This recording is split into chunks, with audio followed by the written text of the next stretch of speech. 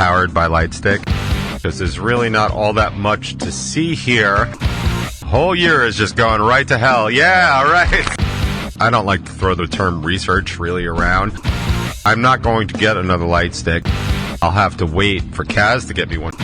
Who knows? Maybe I'll end up with like 5 or 6 Lightsticks. This should be the Light Top 20. The Lightstick Top 20, brought to you by Lightstick. Powered with Lightstick. See how organized I am? It's really super awesome. I'd rather just vomit. That's not how facts work. You might have to start carrying your papers around.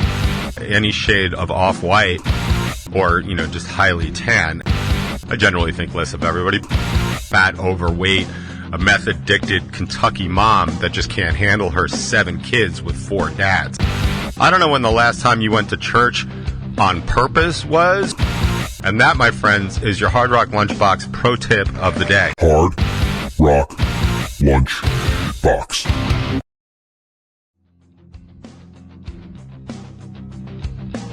Welcome one and all to yet another Hard Rock Lunchbox. And if you're watching on YouTube, on Strangerhood TV, you're of course watching the top 20. Or if you're like me, you're probably just listening to the top 20, because there's really not all that much to see here. It is, even though we got a reprieve yesterday in the mid-40s, we are back down into the low 30s. So it is a very chill to the bone January 30th, 2025. It's hard to believe it hasn't even been a month since New Year's, and the whole year is just going right to hell. Yeah, right. Give that a shot. Well, let's get to the most important thing first. Of course, how are you today, Lightstick? Oh, doing well, I see. That's good. Well, we've tried on a new setting for him. It was in the Christmas tree setting, which I thought was appropriate considering it's still so damn cold outside.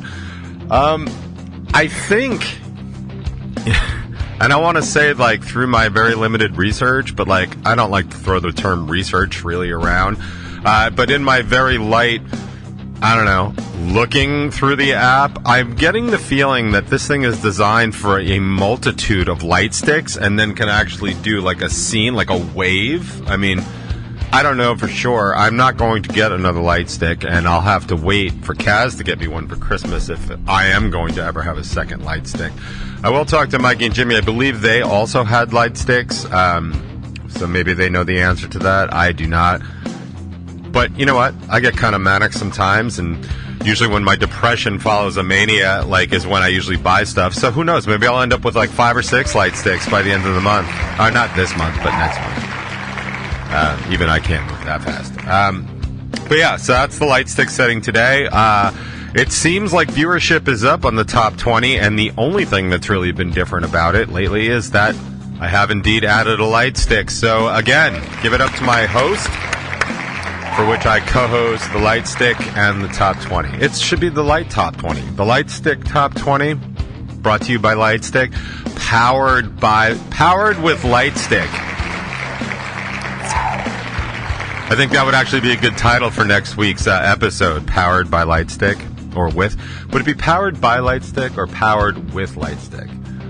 I think Powered by Lightstick, or now with more Lightstick. It really doesn't matter. Well, I'm sure everybody here will figure it out, and we'll name the episode appropriately. And for those 20 of you that do check it out every week, hopefully you'll like the new title, and we'll just go from there. But in the meantime, let's do some... It's not cooperating at all. We'll do some light housekeeping. So, yeah, The Need to Vent. That is the brand new Top 20 that is out this morning. And I talk about why the need to vent is so important. I talk about pet peeves and selective memory, and when I am looking to pick a fight. I like the video starts out with the bumper, do I pick on stupid people? Absolutely, yeah. So I don't, it just... Yeah, I'm an intellectual bully sometimes, and that's not the greatest trait to have, but I feel like when you're being swamped with stupid, sometimes it's your only offense that you can do, and believe me, I've been told I can be quite offensive, so that's good. I also talk about the sweeping January 6th. pardons, which I still find abhorrent and disgusting, but like half the country seems to think it's a good idea. I will say it was actually nice to see. It's the fraternal order of police and like the international or something, not international, but of captains or whatever. It was some other one, not the fraternal order, but the fraternal order of police actually publicly came out and denounced the sweeping pardons for the exact same thing that I denounced them for, which is basically anybody that's been tried and convicted or admitted to attacking, resisting, or instigating police officers. That's a crime in this country, and the reason it's important and the reason it should be considered more serious is because those are the people that we have selected to enforce our rule of law. Now, we keep saying we're a country of rules and laws, but we certainly don't act like it. So when you attack something like that, it's showing your disdain for that, and that is a problem. That is why it's a higher level in my mind and most good people's minds, that if you're attacking the police in general, if you're attacking the police or a police officer, like, that is advanced. Like, I don't, like, we don't have the death penalty here in New York anymore, I don't believe, but I do remember that cop killing was like a huge deal compared to just killing somebody else. And when I was much younger, I asked like why that was to my mom, and she said because it's an extra level of violence when you're going after somebody whose job it is to protect the public and defend our rules and laws. So check out that video, leave a comment. I will get to it probably over this weekend. If you have anything to say, that'd be great. In Revel 9 news, of course, we'll be at Amityville Music Hall on the 7th. We've decided, that's a week from tomorrow, we've decided to go with a slightly different set than normal. Not terribly different, but we pulled some songs basically to cater to what I'm expecting to be a much younger audience there. So it might not sound different to like people that come to every show, but like we are focusing very much on up-tempo songs, and we're going to see how that goes. Also, I don't know if I mentioned this last week, but we ended up somehow being the closing band. When I was first offered the show, we were offered the time slot of 9:15, and I was like, that's awesome, especially on a Friday, because I like shows on Fridays. This is especially true during soccer season, which starts in a couple of months. But doing shows on Fridays is really great for me because at least I get the Saturday off, like, completely, which, you know, given my work schedule, especially lately, how it's been, like, it's super important to me to actually have a full day off. I do tend to have no problem with Saturdays on during non-soccer season. It's just, ironically enough, I can't seem to get one. The only Saturday show I've got coming up is going to be in April, and it's smack dab in the middle of smack dab in the middle of soccer season. So I have already put in a request to my coordinator to have a later than average Sunday game, if at all possible, because sometimes I get really screwed and I get those 9 a.m. games. I don't want to do that. So that is always not fun after a show. So yeah, so we're closing. Like, we actually, at our 9:15 slot is closing, because apparently Amityville Music Hall does, like, after-party stuff. Like, I was talking to guys at Club Loaded about it. They're like, it's not what I would do, but they're not running it. They're just running the show. So this is the deal. Doors are super early. I think music starts at 7, maybe even 6:30. There's, like, some brand-new band called Grave Raven on. I've never seen them before, but I'm psyched to always check out new bands. Bending Over Backwards is playing. We played with them before. Phantom and Fables I've never even heard of before. I do need to do some looking into these bands, and hopefully I'll have a taste of them all for you by next week's box, and that'll get you psyched for whatever. As always, if you need a ticket to the show, it's super easy to just Venmo me at GDavey, Geedavey. That's my old band. And you can it's $12 a ticket, so just Venmo me, and I'll put tickets aside for you at the desk, the ticket desk, or will call, or whatever Amityville has these days. That's fine. I am going to put a link up on the website later today if you want to do it through PayPal or Stripe or whatever we have on the website. See how organized I am? It's really super awesome. I've got more on that later too. But also in our lighthousekeeping video, the Oswald's Revenge, not the Oswald's Revenge, has their animated visualizer, their video of sorts for For the Slight on Strangerhood TV, we're always all collectively adding content to that. And of course, the boys in BIMP, they're working on Fago Falls and Disasters, the horrifying taste test, which I have to tell you, even when I was in studio there a couple times and they were doing taste tests, like, it was just bananas. Like, some of the potato chips they made me eat, like, I'd rather just vomit. Like, it's just so bad. Jimmy, they do talk about eggcorns, which is funny because when I met Jimmy for coffee, whenever I met him sometime before the holidays, I was explaining to him what eggcorns were, and he had the same, kind of like light bulb moment. It's like, oh yeah, we've always known what those were, and I just didn't know what they were called. And he had asked me, and I could not for the life of me remember what they were called. And then I found it, and I messaged him what it was called. So I want to check out their discussion on eggcorns. If you don't know what an eggcorn is, if you haven't checked it out, an eggcorn, spelled EGGCORN, it's a play basically, or it's an eggcorn of acorn, because what eggcorns are is when people get expressions wrong and they say them wrong because what they're saying also kind of makes sense even though they're still wrong. One of my favorite, and the example I usually give, is when people are like, get your goat. When they say that, like goat, like greatest of all time goat, and the saying is not that, it's get your goad. But in today's world, who the hell knows what a goad is, right? Like, but we all, most of us, I think, know what goats are, so it kind of makes sense if we mishear it and then we kind of internalize it. That's an eggcorn, and I find them absolutely fascinating. And one of the very many reasons that the public broadcasting system, PBS, is super, super important to our general society, our education, and our intelligence and knowledge of the world. And even though Republicans all the time want to shut it down because they think it's somehow left-leaning, I guess maybe it is. Maybe PBS is left-leaning because what they try and do is educate people, and it seems the smarter the person, the more left they tend to lean. There is a cap on that, as we've seen kind of in the extremities of both parties. Like, you can be pretty dumb and you don't have to be MAGA dumb. You can just be conservative and dumb because you have a good sensibility about you, right? It's not always intelligence. It's usually about sensibility. And there can be people that are super smart that are just way over to the left and just bananas with their sensibilities. So, that's why I try and just deal within my 2 standard deviations. And for any of you science and math nerds out there, standard deviations are the measure of what is statistically significant in any population or any study. So I try and stay in the middle.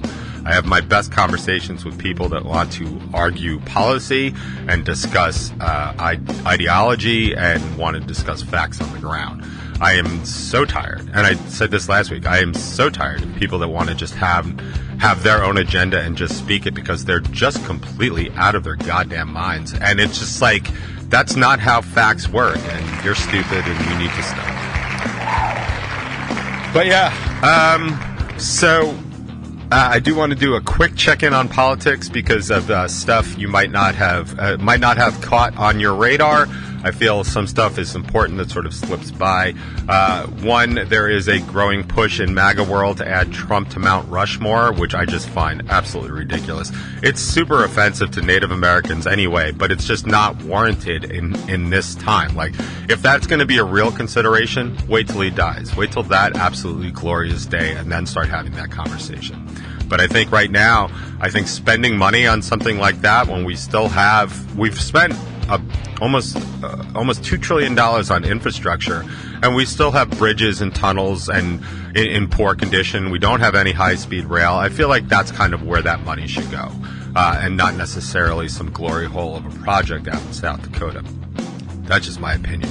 Another thing that's come up is a Republican representative in the House has put forward a bill that would allow President Trump to run for a 3rd term, basically violating one of the amendments of the Constitution. He would need a constitutional amendment to put this forth.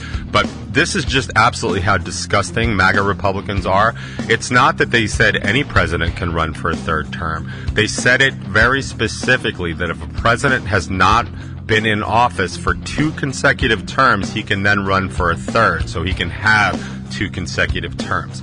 If you pay attention and you're playing this bingo card at home, what that means is that none of the living presidents can now serve a third term, because Bush served 2 consecutive terms, Obama served 2 consecutive terms, even Willie Clinton served 2 consecutive terms because they were good and popular presidents. So this this amendment was proposed very specifically just to, ball fondle President Trump, and I find that also disgusting.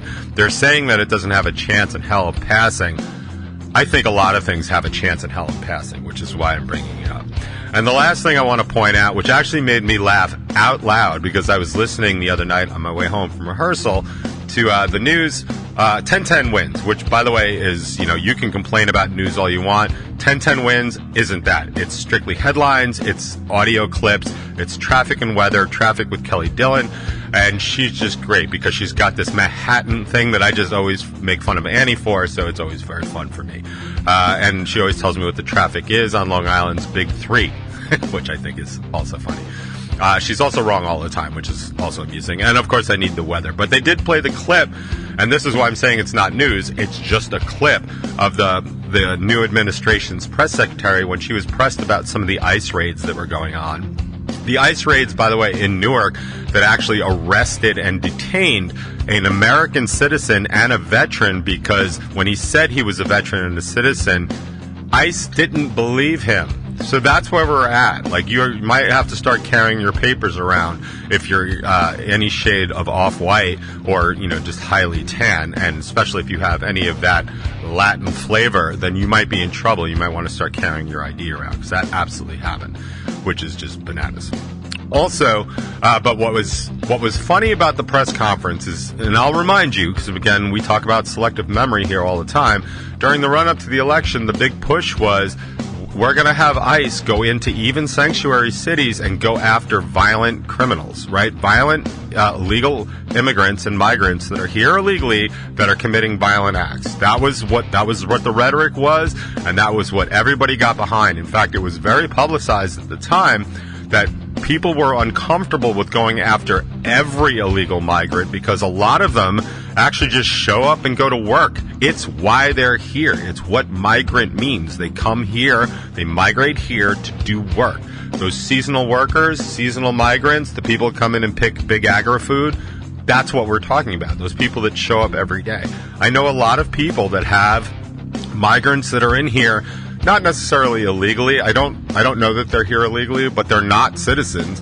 And a lot of people, they just talk about their work ethic, and you've heard me slam the white man's work ethic for years compared to people that actually want a job. And like I've said dozens of times, you show me some dude that walked to New York from Guatemala, I'll show you a dude that's willing to work and not some fat, overweight, a meth-addicted Kentucky mom that just can't handle her 7 kids with 4 dads. And I'm not stereotyping, that's an actual statistic. So I don't need to be paying them SSI if I've got somebody that wants to come here and work. My bitch with that is, don't pay them cash. I want everybody anteing up their share if they're going to sit at the table. But anyway, that was the run-up to the election. And now the official stance of the administration, as spoken by plenty of people, including the chief at ICE and that absolute dork and dolt Kristi Noem, but now the president's press secretary has said, oh no, everybody that crosses here illegally is considered a criminal and we will repatriate them. We're going after all of them too. So, which I'm actually okay with. Like, if you're here illegally and didn't come in the right way, yeah, I think something needs to be done. I am not going to step into what I believe should happen because it's not important, but I do believe that they've committed a crime. But the fact that what they said was we're going after violent criminals, and now they're going after all criminals and classifying anybody that's crossed the border illegally as a criminal, giving them carte blanche to do whatever they want. So much so that representatives in New York are now sponsoring a bill to prevent ICE from going into schools and churches because they're going into schools and churches to grab illegals. Most of those people are kids or old grandmothers. I mean, I don't know when the last time you went to church on purpose was or on your own accord, but it's filled with old ladies, and God bless them, because I have to tell you, if it wasn't for the old ladies, I wouldn't know what to do in church. I pick one. As soon as I walk in, it's usually like an Estelle or a Betty, and I'm just like, I'm going to do absolutely everything that Irene does there, because I know she knows what we're doing. I know when it's time to kneel, to say amen, to stand. I mean, sometimes the pastor will tell you, but sometimes he mumbles because he's had, just a little too much of the wine before the sermon. But you watch the old people, they're standing up before it's time to stand up. So that's super important. And that, my friends, is your Hard Rock Lunchbox pro tip of the day.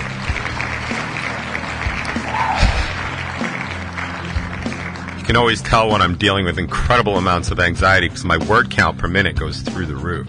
In other Revel 9 news, and then I promise to get up to speed here, I did post 2 new songs to release. I have not cleared them to release because I am waiting on licensing for one of those songs, and I'm waiting to finalize artwork on one of the other songs. But what we're looking at is March 7th for the release of San Jose Live from the Razorblade Diaries live record. And we are also looking at April, 25 minus 7, 18th. Looks like April 18th is going to be the release date for End Us All, which is the very first song from this new batch that we just did with Caggiano. It's super exciting to me. I love whenever we get to release new music. It's also funny to me because I know once we start releasing new music that we just recorded, guess what we have to start doing again? Yay! Good thing I've been writing, huh? All right, Caggiano, I guess I'll see you in a few months. and we'll start a little pre-production, because that's how it rolls when you're in Revel 9 and you're just whatever. But I think I've talked enough about me. I know I've talked enough about everything, period, because nobody likes to hear the sound of my voice for more than 20 minutes, even though people tune in every week to do just that. It's crazy. I don't know whether to think less of myself or think less of you or think less of everybody, but I generally think less of everybody. But anybody that does tune in, I want to say, I want you to know that I think less of you for tuning in. Thank you so much. Like that compliment? Yeah, there's plenty more where that came from. But we're going to get on with the rest of the show, as always. We start the box with some local bands. I grabbed, it's not a new one, but it's a new one to the show from the Neon Skyline. Just I felt like hearing some. So that's where we're at. It's Put On a Smile, which I should definitely take that advice.